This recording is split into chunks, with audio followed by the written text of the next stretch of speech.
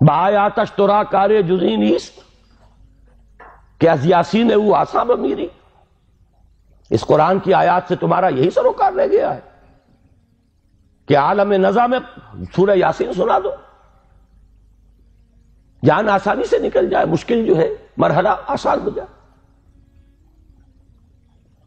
یہ صرف ایصال ثواب یا حصول ثواب کا ایک آلہ بن گیا.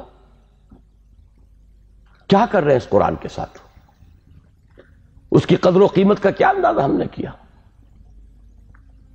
بہرحال جو بھی ربع صدی لگائی ہے آپ کے شہر لاہور میں، سن 65 میں منتقل ہوا تھا، یہاں 90 آ گیا ہے. اب تو ربع صدی میں تو کوئی کمی نہیں رہی.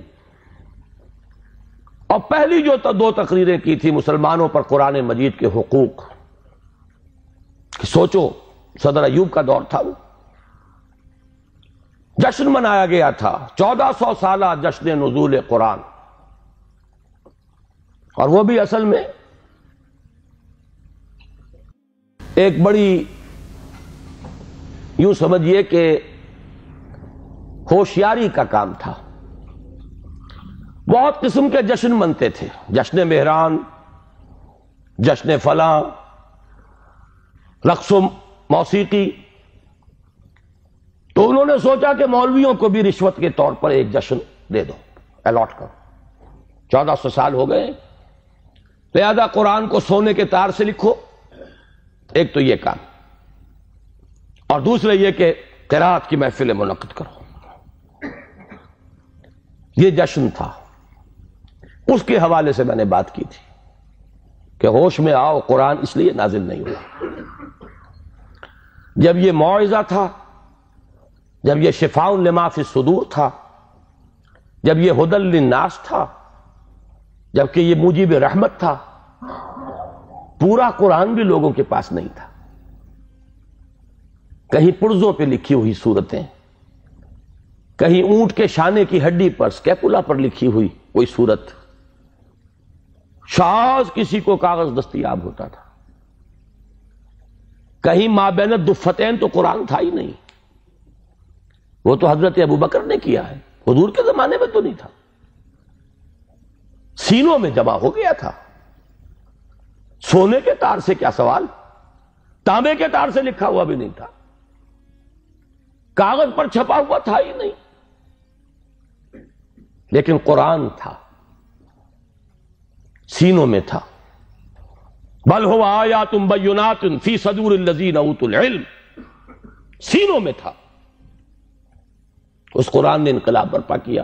آج ہم 1,000 روپے کا نسخہ جو ہے خرید کر بچیوں کو جہیز میں دیتے، لیکن یہ کہ وہ قرآن حقیقت میں نہیں ہے. لا یبقى من الاسلام الا اسمہ ولا یبقى من القرآن الا رسمہ. رسم الخط ہے. تو دوڑ پیچھے کی طرف ہے گردش ایام تو، ضرورت ہے لوٹنے کی قرآن کی طرف. اس لوٹنے کے لیے اپنی جگہ پر خود بھی آدمی طے کرے جو کمی ہے.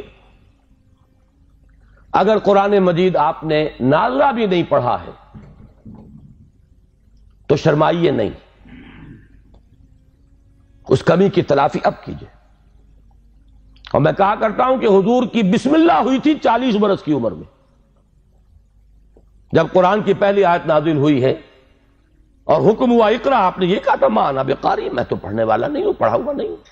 40 برس کی عمر تھی تب قرآن پڑھنا شروع کیا. It's never too late. قرآن پڑھیے، قرآن سمجھیے، قرآن پر عمل کیجئے. اگر اللہ نے آپ کو فہم کی ایک بلند تر سطح پر، ہائر لیول آف کانشسنس پر فائز کیا ہے، اسی لیول کے قرآن کو پڑھیے. یہ ایک قرآن نہیں ہے، اس میں ہزاروں قرآن ہیں. ہر شعور کی سطح کا ایک قرآن اس میں علیحدہ موجود ہے، اور ہر دور کی علمی سطح پر، اس کے افق پر ایک خورشید تازہ کے مانند یہ قرآن طلوع ہوگا.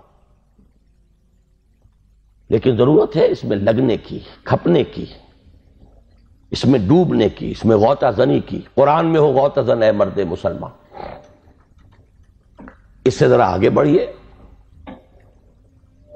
اللہ نے دولت دی ہے، لگائیے اس کام میں. اور اللہ نے اولاد دی ہے جو سب سے بڑا ایسٹ ہے انسان کا، جو اصل صدقہ جاریہ ہے. تو لگائیے اس کام میں. ابھی میرے ایک بڑے عزیز دوست، بڑی قدر ہے میری نگاہ میں ان کی، ایئر فورس میں بڑے اونچے مقام پر ہیں. وہ فرما رہے تھے کہ میں نے اپنے بعض عزیزوں سے یہ کہا کہ قرآن کالج میں بچوں کو داخل کرائیں، لیکن معلوم ہوا کہ آپ کے ہاں تو وہ اردو میڈیم ہے. اب اونچی سوسائٹی وہ تو اردو میڈیم میں اپنے بچے کو نہیں بھیجے گی، تو آپ کوشش کریں. میں نے کہا کہ ٹھیک ہے، سوچیں گے اس پر. بات سمجھ لیجئے کہ قرآن کالج آپ کے معاشرے کی ان ضرورتوں کو پورا کرنے کے لیے نہیں ہے. قرآن کالج ان دیوانوں کے لیے ہے جو طے کر لیں کہ ہمارا مطلوب و مقصود دنیا نہیں آخرت.